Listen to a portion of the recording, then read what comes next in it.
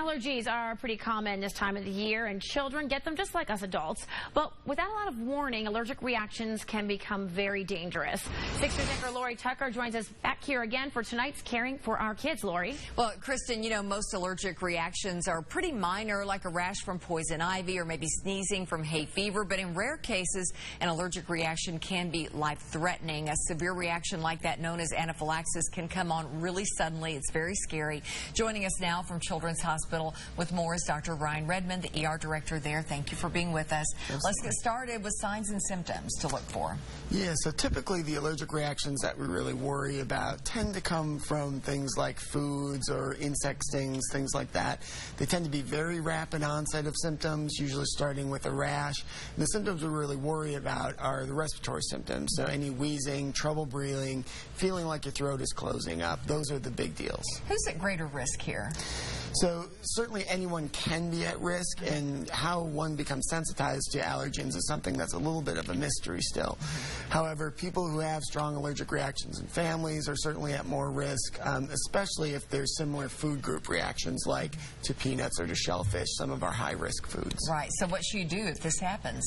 So certainly anytime that there is those other symptoms of respiratory symptoms or symptoms involving kind of swelling of the face or mouth area, you need to get attention right away.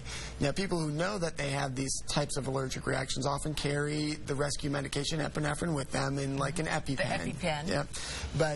But if you've never had a reaction like this, then certainly you need to get medical attention right away. So when do you go to the ER? Because I know sometimes parents will give their child a Benadryl. Is that ever appropriate if it starts to look like it's bad, or is that not enough? If it's just related to skin, so you get a little bit of a Hy-Vee rash or a little bit of stomach upset, and that's all you've got, it's perfectly appropriate to try and treat that at home. However, again, if you get into any of that respiratory or kind of upper face or mouth symptoms, then that's something that can potentially be very dangerous and needs to be seen right away. You do not want to mess with that. All right, before we let you go, any things we can do to prevent this kind of thing from happening, other than not eating things that are known allergens for a lot of people, but you may not be allergic to? So what do you do to not go there? Exactly. It's important to emphasize that these reactions, especially the life-threatening reactions, while very important, are still pretty rare. Most people do, not get these type of symptoms with kind of regular exposure to things. So there's not a really good way to prevent them. In some ways, it's still a mystery, but the importance is recognizing the symptoms if they do happen.